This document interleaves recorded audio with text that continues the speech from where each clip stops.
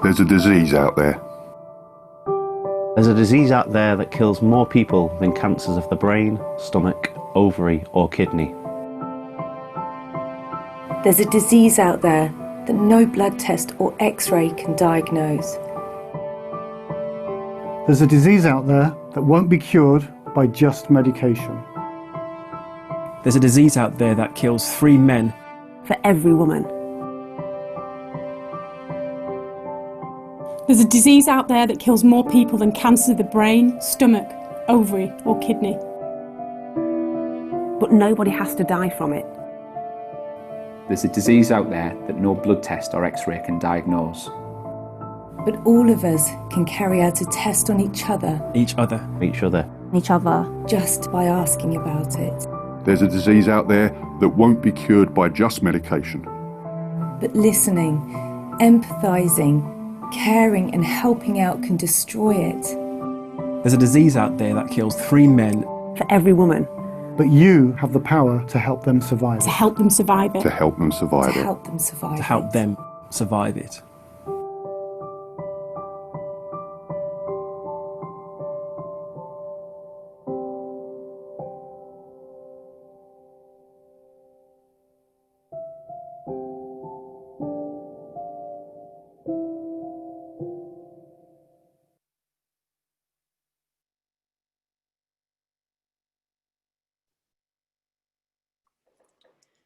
A sincere and heartfelt welcome to all of you for joining us this evening. We appreciate it so much. Thank you so much for being here. This is a really exciting launch for all of us, and we are very, very proud to launch on World Suicide Prevention Day. Personally, after losing a very close friend to suicide, it's extra special because for me, it's about turning that pain into something very positive. So thank you on behalf of all of us for joining us here today. Okay, so what are we going to cover over the next hour? We're going to let you know who we are and why we felt the need to act around suicide reduction, the model that we've created, how we've taken it, built it, and developed the products that are being launched today. We're going to talk to you about what the products are and who they're aimed at.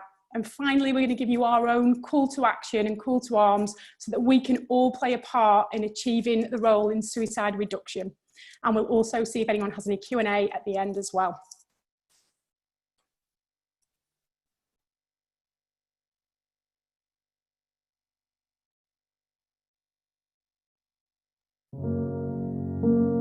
Last week, the 2019 suicide statistics were released, and we have again seen a year-on-year increase. In the 3/4 of a year that's passed since then, we've seen COVID-19 hit the UK and lockdown impact significantly on people's well-being. The consequences of that lockdown, from limiting our social interactions to the exam situation and a plunge into global recession, will impact our society for years to come. 2020 has not been a good year for mental health. Now is arguably more important than any other time in our lives to be vigilant about suicide. But consider the subject for a moment. It carries so much stigma that people often struggle to even say the word out loud. And if that's true of you, how likely are you to start a conversation on the subject with someone that you can see is struggling? Suicidal thoughts are common, with more than 1 in 5 of us having had them at some time in our lives. Just think about that for a moment. Statistically, that's 4 footballers on every pitch, 10 out of every 50 of your friends. But how can we fully convey a positive message if it's a conversation that we're reluctant to have? If we can normalise the conversation, we can save lives, far more lives than you may think. Research suggests that every death by suicide has an impact on over 100 lives, with over 20 of those people left devastated. If we can normalise the conversation, we can save lives and safeguard the futures of thousands of people.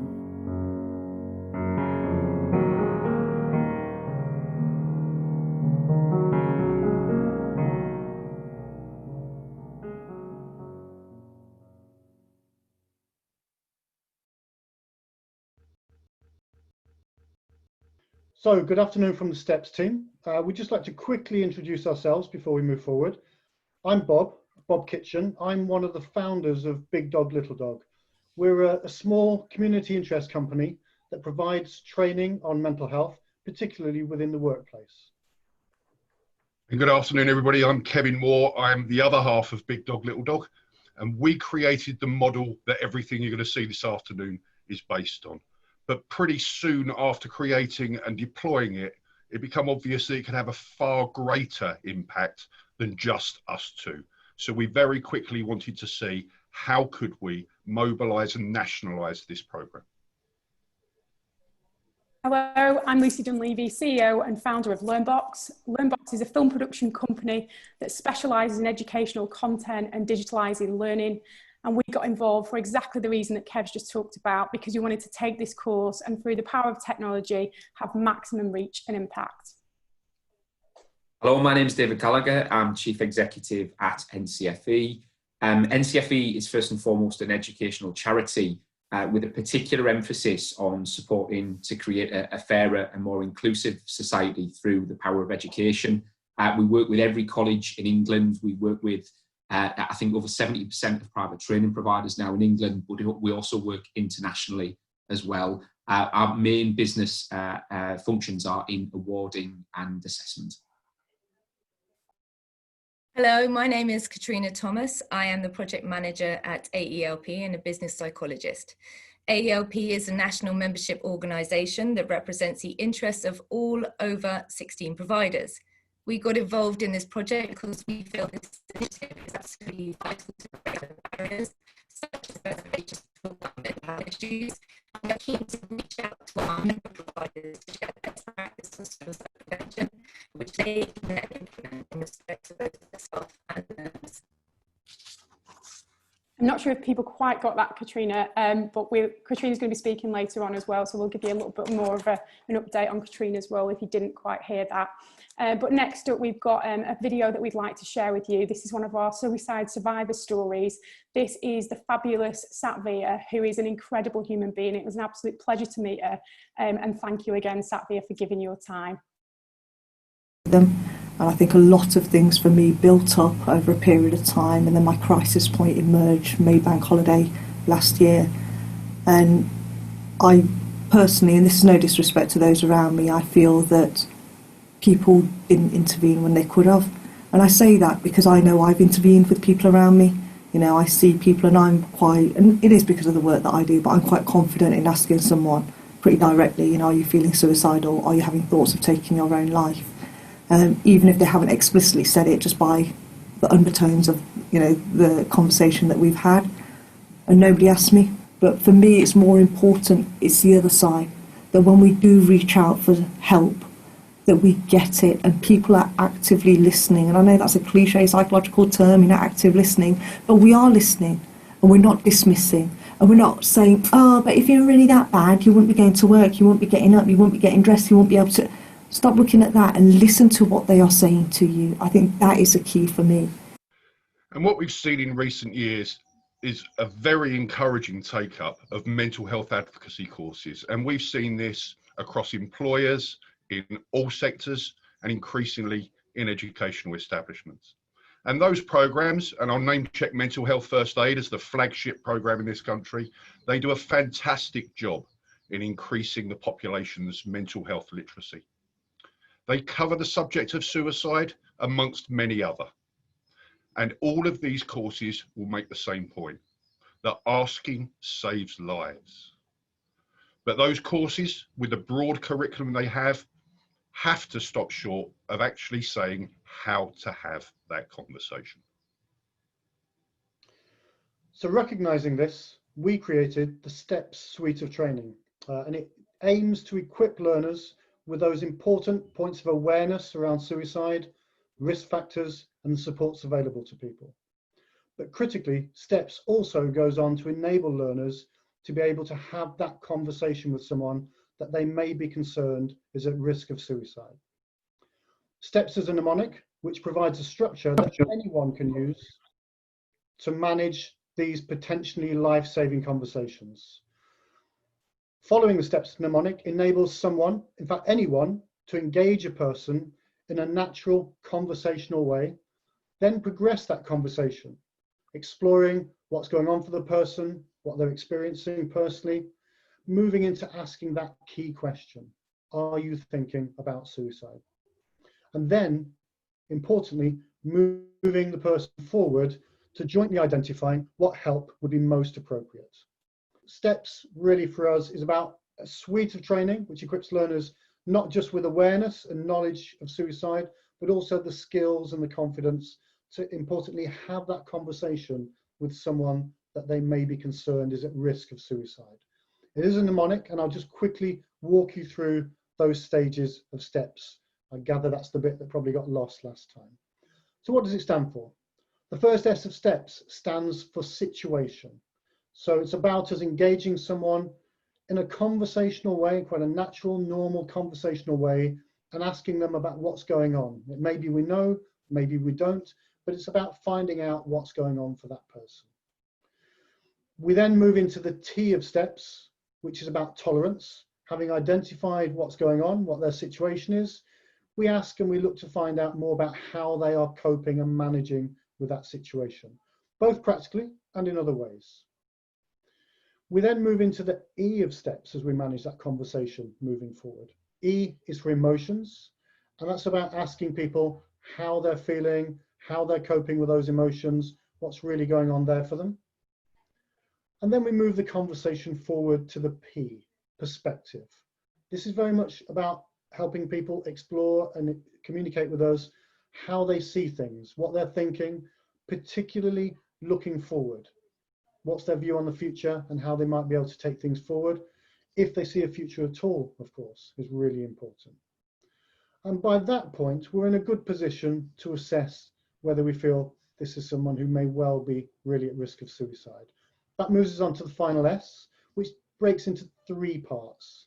The first part of that last S is about asking that question. Are you thinking of killing yourself? Are you thinking of ending your life? And then we move into asking about solutions. We ask the person, what solutions do they think would help? Maybe they have experience from previously, so we explore that with them, but it's about putting the person in the center of finding that solution moving forward.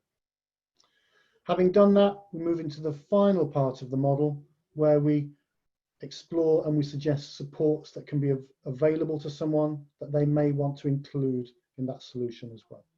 So that's the STEPS model. So for me, AELP have worked with BDLE since their creation. Paul Warner, the Director of Research and Development, introduced me to Kev, Bob and Lucy. With my background in psychology, my current PhD research into mental health and communication in education, and my personal experience of suicide, I offered my skills in the evaluation process of the qualifications. Thanks, Katrina. For me, I had a conversation with Paul Warner from AELP. It was a very personal conversation about how suicide had affected us in our personal lives. And on the back of that conversation, we both felt compelled to do something. Paul introduced me to BDLD, who told me all about the programme, which you can imagine I was just like, wow. And very quickly got into David's ear, but I don't think he needed much persuasion. Yeah, thanks, Lucy. So I'll just tell you a little bit about how NCFE became involved, and then Bob, you'll have probably seen the chat by now, but I think we cut out for virtually every bit of your section, so we'll just need to loop back to you, Bob, if that's all right. So I'll just talk very briefly.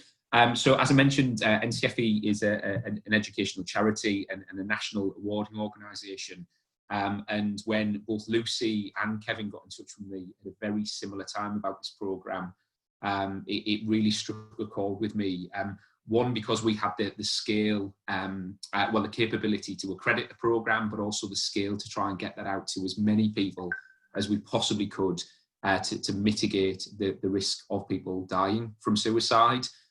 So it really was a very easy decision for me to take with the team to say that, look, we'll invest our resources in helping to develop this programme, to accredit it, to provide that quality assurance, to make sure that it's robust, and also play a role through our channels of getting it out to as many people as possible. But both Kevin and I had that background in welfare work, and Lucy as well, actually, where, we've worked in some of the toughest communities with some of the most disadvantaged groups, where we know there's going to be a particular challenge with everything that's going on in the world right now. But we also know that suicide pervades every part of society, every people from all sorts of different backgrounds, demographic situations. So just a really important role that we wanted to play in getting this to as many people as possible. And so that's why we were very happy to help to power the programme. Next up, we're going to show you another short video from a suicide survivor who again kindly gave his time and was absolutely fabulous. It was an absolute pleasure to meet him. So without further ado, we'd like to share with you a piece of Steve's story. Suicide doesn't solve a problem, but it ultimately stops you ever getting a resolution.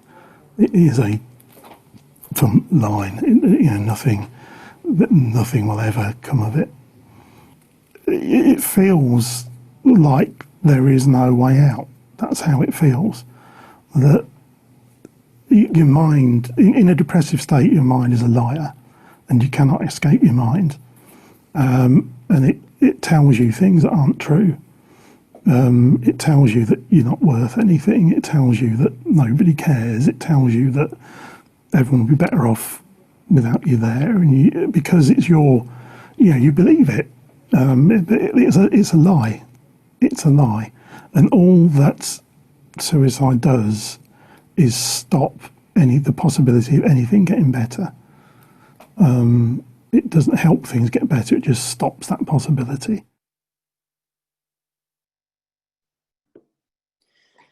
Thank you once again to Steve. Okay, so let's have a look at the courses and what they cover. I'd next like to introduce you to Lee Barrett-Duggan from NCFE to explain the Level 2 qualification. So over to you, Lee. Thank you, Lucy. The Level 2 award in suicide awareness is a short knowledge-based award about understanding suicide. It consists of 2 days training and assessment activity. The content covers risk factors, why people might consider suicide, the warning signs, the truth about asking people the question, and what works to help people choose life. The qualification is aimed at the general public for those aged 16 and above. And what we want is to destigmatise and democratise suicide. Thank you. Thank you, Lee. Okay, the next course is the Level 2 online version, which has been put together from LearnBox. So rather than me talking at you even more, I'm sure you're sick of the sound of my voice. At LearnBox, we believe in letting the videos do the talking. So we've put together a short video that shows you how it works.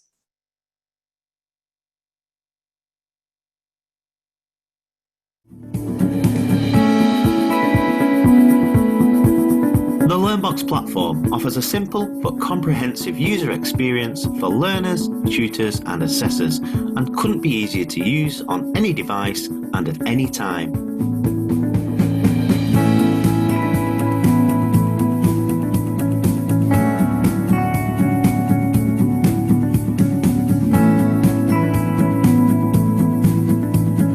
The course is broken down into 6 modules, and once underway, learners will watch standardised video with film production values and complete on-course assessments which are marked by the system, giving instant feedback. And not only is the quality of the content great, but it is also delivered by Kev and Bob from BDLD, the creators of the course. An additional bonus is the videos can be re-watched at any time and as many times as required. We've created this course in a digital format to have maximum reach and impact because of the size of the suicide pandemic we are in, with the intention of destigmatising and democratising suicide. To find out more, please contact steps@cash.org.uk. Let's work together to save lives.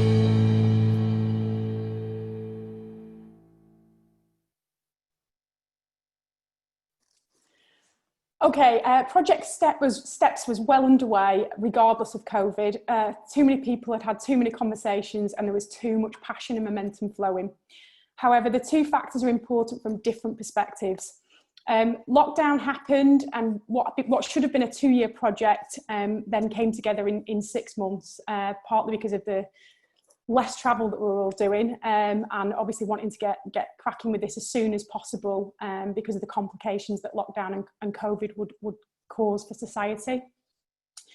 COVID and lockdown are sure to have a significant impact on suicide rates now and in the months ahead.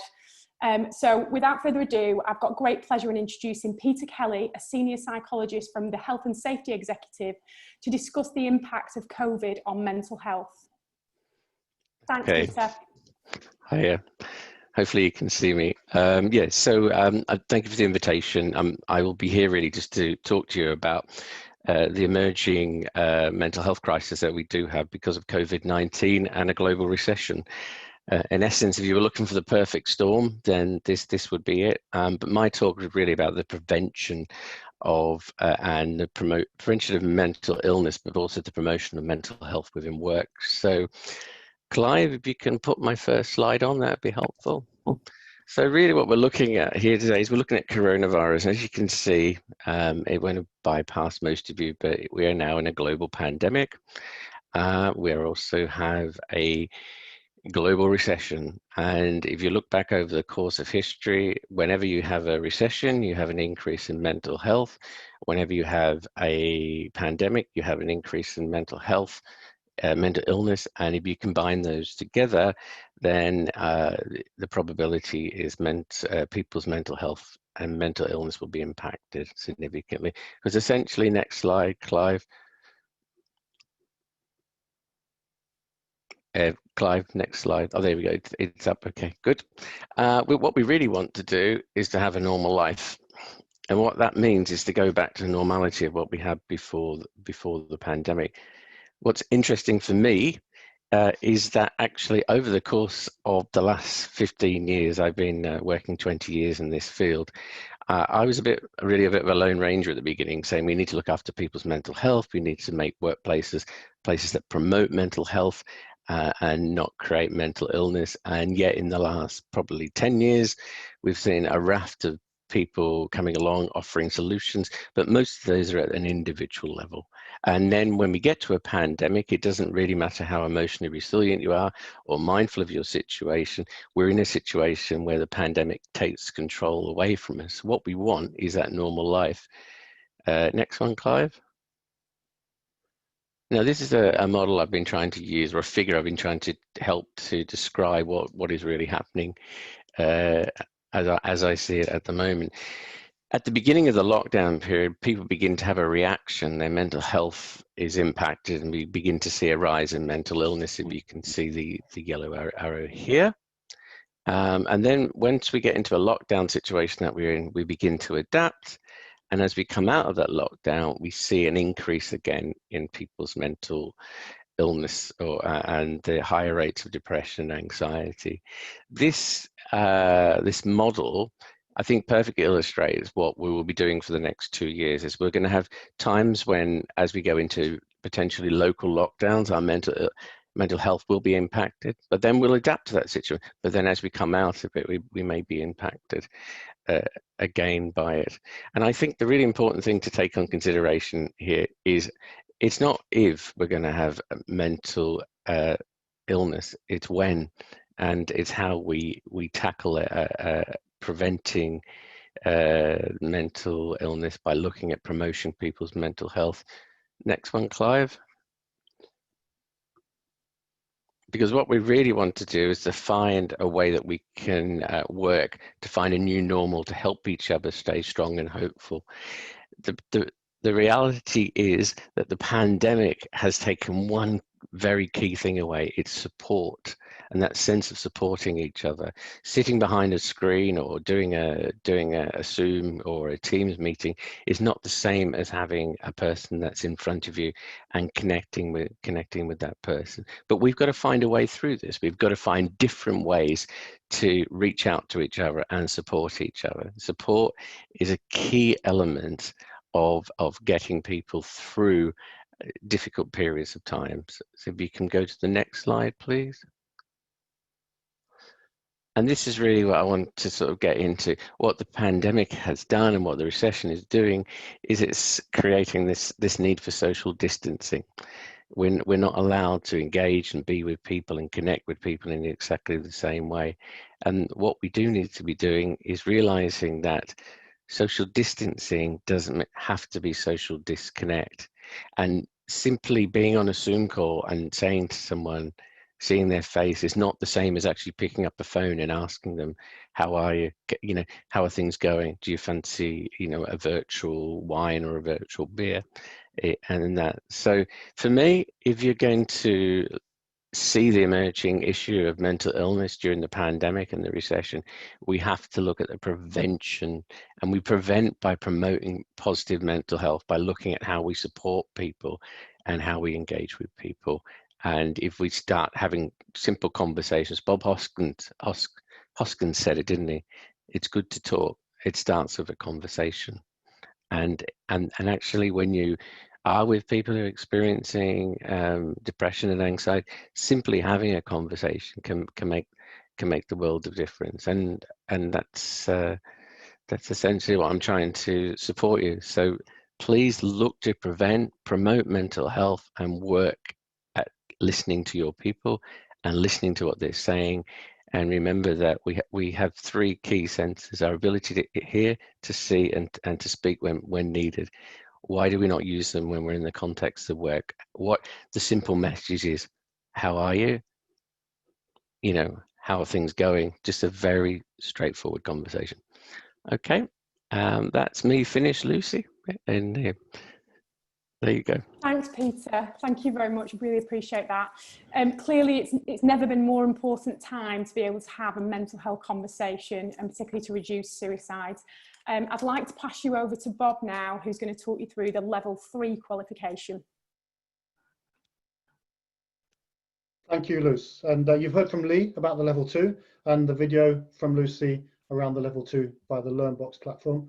I'm just struck at the power of the LearnBox platform as well. It's the first time in months since lockdown that you've been able to see online why Big Dog, Little Dog are called Big Dog, Little Dog. Thank you. So I'm just going to tell you a little bit about the level 3 qualification. A whole suite of courses is based on the STEPS model, but its greatest use is in enabling those conversations. And that's where the level 3 course really comes into its own. Level 3 is a short award aimed at providing suicide gatekeepers with the tools needed to have that structured, positive, outcome-focused conversation with someone who may be at risk of suicide. Level 3 is a one-day course that covers the main knowledge areas that are covered by level 2, but it then goes on to help learners understand in detail each stage of the STEPS model and then practice applying them in a suicide conversation context. Level 3 uses case studies, group activities, videos, including testimony from people who've survived suicide crisis and now taking a lead on informing and helping others, and role plays. All with a view to ensuring that people learn the model and are confident putting it into practice from the very first time once they've finished the training.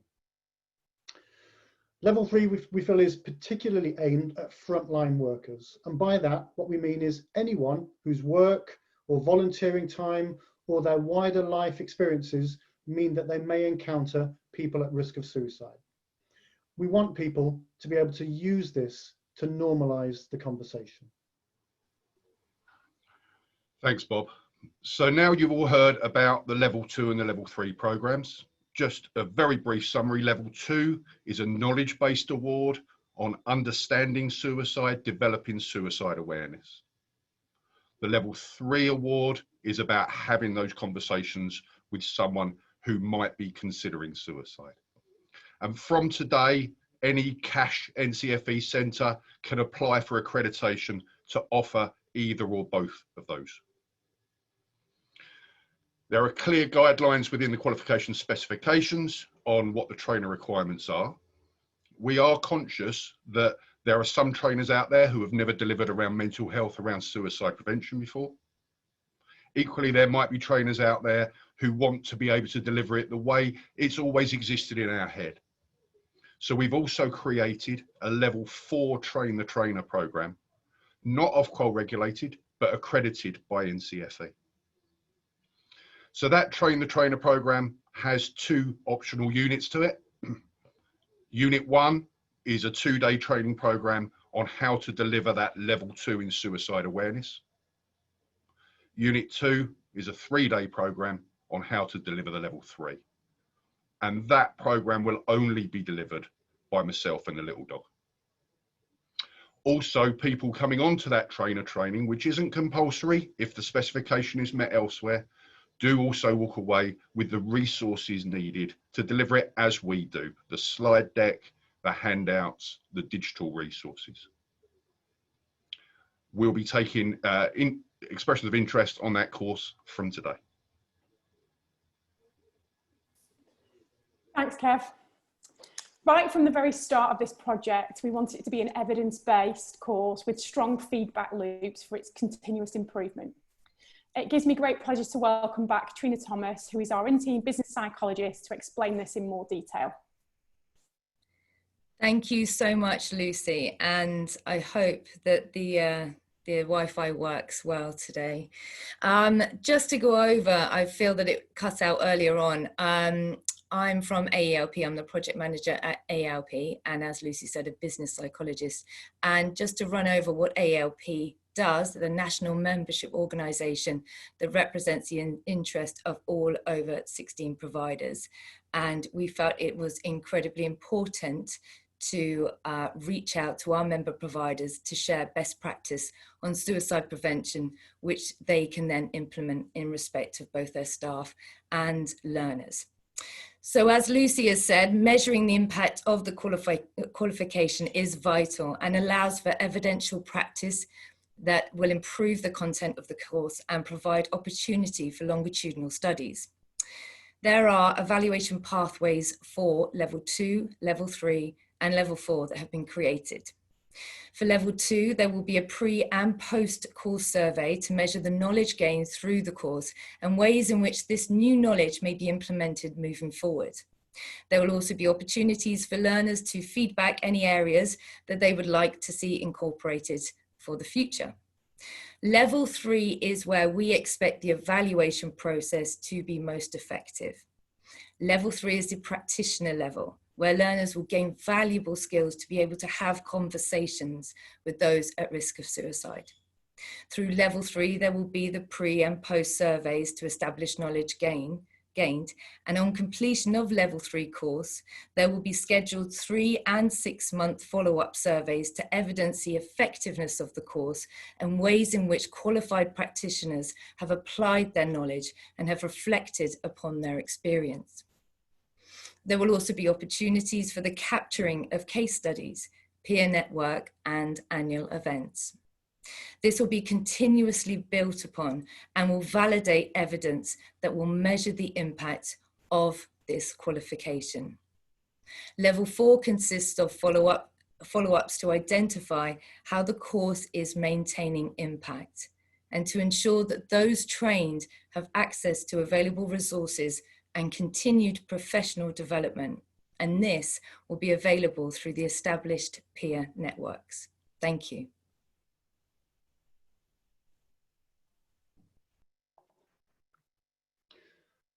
And just building on from that comment about peer networks, our vision within the STEPS team is wider than providing training and qualifications.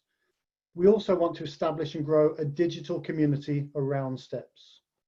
So we'll also be setting up a STEPS peer network. All gatekeepers and those level 4 trained trainers will be invited to opt into that network. And within the network, we'll be providing regular comms with the 4 partner organisations around the model's development.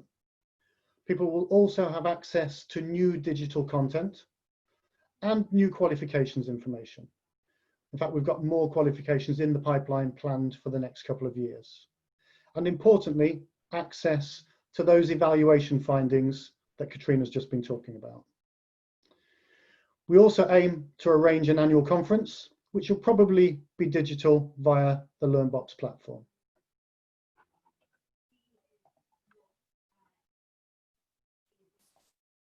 Thank you, Bob.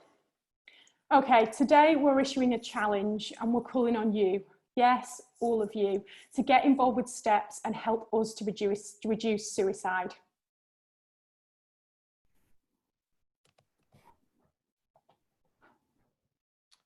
Okay, so this is a call out to all training providers. We're really keen to hear from existing NCFE or cash centres, but also any organisations that are interested in getting involved in delivering these qualifications at level 2 and at level 3. So you'll see that there is a website there, there's an email address, and if you're interested in the level 4 Train the Trainer programme, to give you the deeper knowledge and the expertise and the skills to be able to deliver the level 2 and level 3 really effectively, there is that level 4 Train the Trainer programme available from BDLD.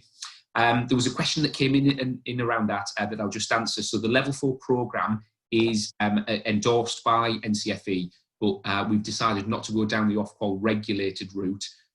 So that's just to give you a sense that it's a Train the Trainer programme that just gives us a bit more flexibility to make sure people are equipped and set up for success. So the level 2 and level 3 can be delivered through NCFE centres. We'll not get into the detail now in terms of how you get set up for that, but the team will very quickly, straight away after this webinar, would be able to pick up if you're an existing centre that wants to add these qualifications to the portfolio, or if you're a new centre that's interested in working with NCFE or CASH. Just to clarify as well, so NCFE is the whole organisation. CASH is the brand that is associated with all things education, health and childcare. So it's a CASH qualification essentially that we've developed, with the suicide awareness and prevention being so closely linked to all things health and obviously particularly mental health. So whether you're an NCFE or a CASH centre, you could add this qualification to your portfolio. Anticipating one of the questions that we know will be asked at a point in time, is there any funding available for these programmes? Not yet, but we are very hopeful that ESFA will associate some funding to the level 2. We have written to the Chief Exec of the ESFA to see if things can be expedited, but I'm sure all of you in education know that it's been a really tricky summer, so some things have not necessarily moved as quickly as possible, but we're very hopeful that funding will be available soon. And we're hoping that funding will enable this programme to be delivered to learners that are already in the further education system, to the workforce in the system, but also people more broadly as well on a range of programmes. That it's a relatively short course, so could quite easily be bolted onto a bigger programme that any particular learner in any particular group is studying. We've got this ambition, and it's a bit of a wild ambition, I suppose, but we want everybody in the country to be trained in suicide awareness and prevention, because the more people that are trained, the more lives that we've got a chance of saving. So that's just a bit of a sense in terms of how to get set up. As I say, there's a lot more technical detail that sits underneath that. If you've got any questions, fire them in and we'll try to answer them in the chat. But otherwise, feel free to hop on the website or email the team. Thank you, David. And yeah, if you're a learner and you want to develop your own understanding of suicide and you want to know more about the level 2, particularly if you can contact us at cash.org.uk /steps. And can I just add to that as well, Lucy and David, if you're a frontline worker or an employer, or you're someone who has a role in leading on well-being or suicide issues within your organisation or within your industry, and you'd like to learn more about how to have that conversation via the Level 3 award, again, you can use that link, cash.org.uk /steps.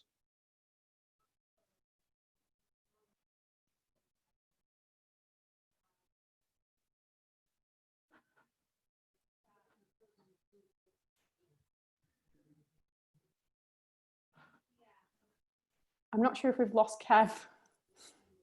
Kev, are you there? Yes, sorry, Mr. Gallagher very gallantly said my bit for me. So, but just to say again, the level 4 is only being offered by BDLD. So if you are interested in the Train the Trainer programme, there's a dedicated email address there that will come through to the pair of us, and we'll come back to you. And if you're an employer and you'd like to introduce gatekeepers to your organisation to support staff or customers, visit cash.org.uk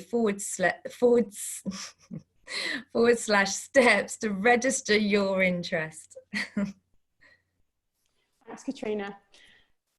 STEPS has been a culmination of people with purpose working hard to make a vision a reality, with the aim of reducing the stigma of suicide and normalising the conversation and hopefully saving lives. There's a lot of people that have been involved in this project, and rather than me saying thank you to all of them, it would take probably too long. We've put thank yous at the end of the video, at the end of the session, to thank those. So anybody that has been involved, thank you, and please look out for your name. Personally, I'd like to thank Kev, Bob, Katrina and David. We've been on a real journey in the last 6 months, and this has had a huge impact on me personally and on the business, and I have really got some friends for life, so thank you all so much. Q&A, let's go before she gets emotional.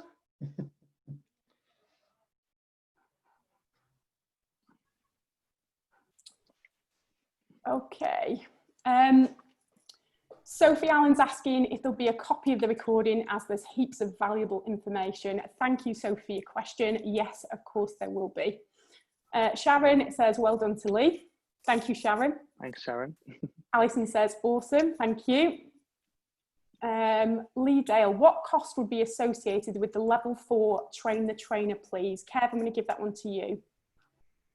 Yeah, sure. I'm not going to say a number out loud because it really depends on things like if an organisation gets in touch and has a team that need training and a venue, then that will affect the price. What I would say is the price isn't going to be any higher than the trainer training for other programs such as mental health, first aid and assist.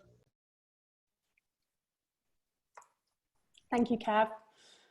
Kate Jones, could I also request a recording of the webinar? Very interesting looking into the courses. Yes, 100%, that will be sent out to everybody. Again, same for Michelle, you will get a copy. Michelle Rose, I would love to do the online course independently, please advise. Okay, Michelle, if you go to the website, and we'll put it on again at the end, I'm sure, or Lee might be able to help, cash.org/steps, am I right, Lee? .org.uk/steps. Okay, yeah, that's the one. So there you go, Michelle. Thanks for helping me out, Lee. Lucy, can I chuck in on that one, please? Yeah, of course you can. What's really important for us to emphasise is that the qualifications go live today. So right now, at this moment, no providers have got accreditation to deliver this. So if someone wanted to do the level 2 or level 3 tomorrow, unfortunately, they can't, because we need our first colleges, training providers getting in touch and getting their accreditation from CASH. But certainly please remember that web address and that email address where you can register interest, and I know that colleagues at CASH will then be able to notify you when an organisation has got that accreditation. We can take bookings on the level 4 because that accreditation is in place. Thanks, Lucy. No problem. Andrea sent a message to say that she's already sent an email to find out more. She's already delivering the mental health training in further education setting, but the suicide and training awareness would be a great addition. Thank you, Andrea. And she's also interested in the train the trainer, so we'll be back in touch on the back of your email. Thanks, Andrea. Dan Howard, proud of you all, well done. Thank you, Dan, and thanks for all your hard work on this. Rachel Byrne is asking, would all students have to do level 2 before level 3? Bob, I'm going to give that one to you if that's okay. Yep, sure. Quick answer, not necessarily. And very much what we've tried to do with the level 2 and level 3 is pitch them not as qualifications that need to follow a line of progression, but more focused on what the role somebody may have within their organisation or in their life. What are they trying to achieve? So level 2 is really focused on general raising of awareness and knowledge around suicide, which itself is useful.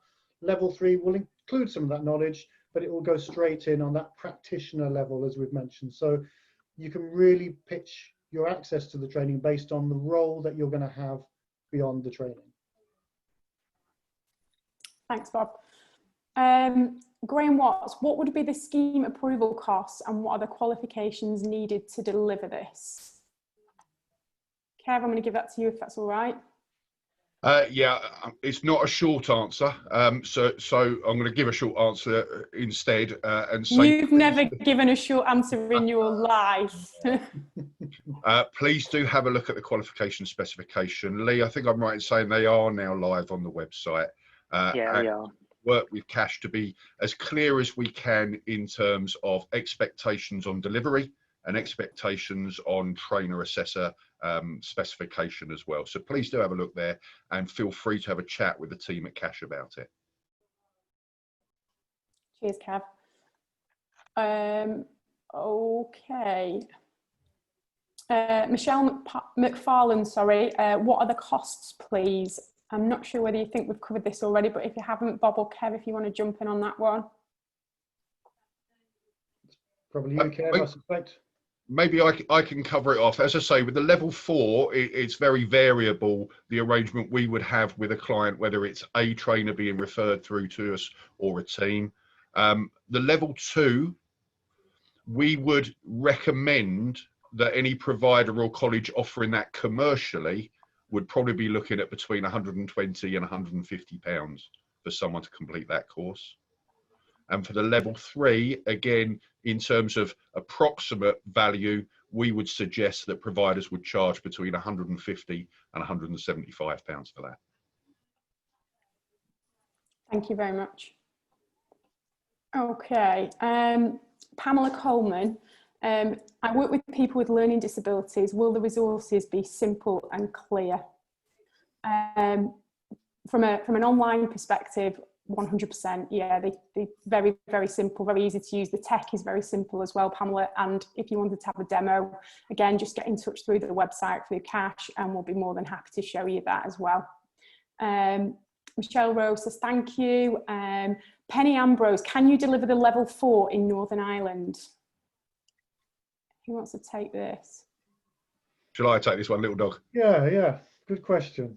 I'm glad someone asked a question about non-England, because the level 2 and level 3 are Ofqual regulated, therefore only valid in England. But we're doing some testing shortly down in Wales. So we want to take the product where the need is, and we'll work with the appropriate regulatory organisation. The level 4 is, with all due respect to NCFE's accreditation, it's just an accredited programme, no Ofqual involvement. So therefore, I don't see any reason why we couldn't take that anywhere. Pack your bags, little dog. Motorbike ready. Just to add to that, so Ofqual regulated qualifications can be delivered internationally. We just have to work with the relevant regulators, as you say. And yes, Northern Ireland would count as international from a regulatory perspective, as would, Scotland, Wales, and then further overseas as well. So it can be delivered, and it would be, I suppose, valid. It wouldn't necessarily be recognised by that regulator within that particular country. But we, as Kevin says, we're very happy to work with regulators. Lots of our existing Cash qualifications are the recognised qualification in lots of different countries, from the Middle East to Africa to Southeast Asia. So and so certainly, Northern Ireland, from our perspective, would be very supportive of this qualification being picked up in different countries. That's fantastic if we can make that happen. Let's make it happen. Yeah, there's some real aspirations on this partnership and where it can go. So first of all, Bob mentioned earlier, we've got other qualifications in the pipeline for the next 2 years that we want to focus on around the subject of mental health where we see a need. Secondly, from next year, we're going to be looking at adapting the STEPS model to be contextualized for certain priority groups. For instance, the unemployed, prisoners, homeless, domestic violence victims. But thirdly, we know that suicide is a global issue. And this is a unique delivery model created by us. And we think that there is an international market that would very much benefit from it. And we're keen to work in partnership with organisations on that. Big Dog, Little Dog is a unique organisation in that, as its name suggests, there's only 2 of us. There will only ever be 2 of us. So partnership is in the spirit of what we do. Thanks, Kev. Lorna Sutton has said it's a very worthy project and it should be a mainstream education. Absolutely. Lorna, completely agree with you. Thank you for your comments. Leanne Pembrose, brilliant job. Well done, everybody. Caroline Blaney, brilliant information. Thank you. If you'd like to complete the level 3, please get in touch. Poppy Waters, brilliant webinar. Found this really insightful and the steps breakdown really helpful. Thank you. Jane Hickey's given us a well done and said the video running through the AELP conference today was really impactful. No problemo. Vicky Sellers, thank you so much for this. I suffer from depression and know I can help others with how they are feeling, but never fully trusted myself. If I could now do a level 2, 3 and 4, that would be great. Vicky, your comments mean everything. Thank you very much for that. Mandy, great to hear it might be available in Wales and Northern Ireland. Penny, great, let's bring it over here then. I think that's in relation to the Northern Ireland comment. Great session, brilliant information, lots to take in, be useful to have the information to share with others that I work with. Karina will make sure that that gets to you. Please drop us an email and we'll get the recording to you. What is the cost of the level 2? Who wants to take that one? Kev has already covered, I think. Yeah. So we would expect a provider to price that at somewhere between 120 and 150 pounds per learner. Okay, Lee Dale, would the level 4 course need to be conducted face-to-face for individuals, or will there be an online webinars at set times each year? Good question. So the level 4, I mentioned earlier, there are 2 units to it, a 2-dayer to learn how to deliver the level 2 in suicide awareness, and a 3-dayer to deliver the level 3 in having the conversation. The default delivery model for that is face-to-face, with the final day being remote, including a micro teach. Having said that, there's no reason why that course can't be delivered remotely. Where we are cautious about remote delivery at the moment is the level 3, because we do appreciate what a sensitive subject suicide can be, and we want to make sure checks and balances are in place to maintain everyone's well-being. The level 2 LearnBox version, there are statements throughout encouraging people to check in with themselves, to take breaks if they want them. We've hard-coded breaks in there to force people to have breaks from the content, and we give crisis contact details throughout. This is such a sensitive subject that we need to ensure the safety of our learners before anything else. Thanks, Kev. A question from Joe Keys. Is STEP suitable for autistic individuals? Bob, I'm wondering when you might be best to answer that. Yeah, please. Yeah, I can. In some ways that follows on from the points Kevin was making earlier about how we're looking to adjust the training around different customer groups, if you like, or learner groups. And Kev was giving examples of people in prisons, people maybe victims of domestic violence, etc. And we'd be more than happy to explore with organisations that work with people on the autistic spectrum, if there's any way we can develop the course to meet their needs as well. Absolutely, we'd be keen to have that conversation. Thank you. Lots of great comments coming through. Very informative, great work all from Lucy Hunt. Lee Dale, great. Thank you for an informative and thorough session. Alison Ray, this was absolutely fantastic. I work for a big college in East Anglia supporting apprentices in the workplace all over East Anglia in the southeast. A lot of health workers, but also apprentices in other vocational areas. So appropriate with what I am doing. Definitely taking this to my line manager so it links with the cognitive support we give also and welfare support. Yeah, thank you, great session. I believe that this has a great platform to enable people to ask hard questions and make a difference in people's lives. Thank you, Jamie Jackson. That's exactly why we're doing it. And I think that's probably quite a nice note for us to end on. If there's any other questions or anything that you don't feel has been answered, please get in touch through the website and we'll help out as much as we can. We will send you a recording and we'll be in touch via email. Lucy, but on behalf, yes. Could I just give a shout out to Vicky, please? First of all, to thank her for being open about the mental health challenges she's had. Secondly, come on this journey with us. Thirdly, Vicky, you're me 25 years ago. That's where my journey in the mental health sector started, with a diagnosis of severe depression. And we can be the change we want to be. So come and join us. Thanks, Lucy. No problem, Kev. It wouldn't have been any normal meeting than any others we've had without you butting in at the end and taking over. So thank you for keeping to form and doing that for me. And Lucy, I'm going to make it even worse. I'm going to do it as well. Sorry. This is why they kick me out of lots of the meetings. So there's just one I think, important point I want to clarify, and it is just, I suppose it's a minor detail in some ways, but on pricing. So Kevin was talking about the pricing for the delivery of the level 4. In terms of the level 2 online, we'll be able to confirm prices very quickly, but it looks as though for registration, certification, all of the digital content and everything that's needed to deliver the level 2 online, it's £56. And I just need to double check this, but if you're not using the online version, so it's being delivered in a classroom, a training room type environment, it's around £35, but the cash team will be able to confirm those prices to centres as well. Which means that, if we do secure the ESFA funding for those programmes, it's a relatively small cost, and theoretically the level 2 online can be fully delivered through that online solution as well. So hopefully it's really attractive for centres to not only deliver a programme that makes a huge difference to people's lives, but also you can make it work. It's viable financially to do that. So I just wanted to clarify that point. And then one last thing, Lucy, sorry. You'll notice that quite a lot of the questions were answered within the chat. So if your question hasn't been answered, if you check out the chat, but also we'll make sure that anything that hasn't been picked up comes out in the follow-up as well. So those questions that weren't answered because we've run out of time do get responded to. Thank you, David. Is there anything else from anybody else before I wrap this up? No, okay. Thank you so much to everybody for joining us today. As I mentioned at the start, I can't tell you how much this means to us and the efforts that have gone in behind the scenes. So thank you to everybody that's helped us on this project.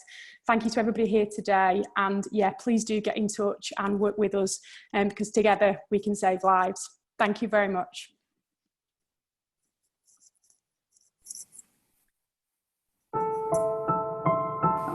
There's a disease out there. There's a disease out there that kills more people than cancers of the brain, stomach, ovary or kidney. There's a disease out there that no blood test or X-ray can diagnose. There's a disease out there that won't be cured by just medication. There's a disease out there that kills 3 men for every woman. There's a disease out there that kills more people than cancer of the brain, stomach, ovary or kidney. But nobody has to die from it. There's a disease out there that no blood test or X-ray can diagnose. But all of us can carry out a test on each other just by asking about it. There's a disease out there that won't be cured by just medication. But listening, empathizing, caring and helping out can destroy it. There's a disease out there that kills 3 men for every woman. But you have the power. But you have the power. But you have the power. But you have the power to help them survive it.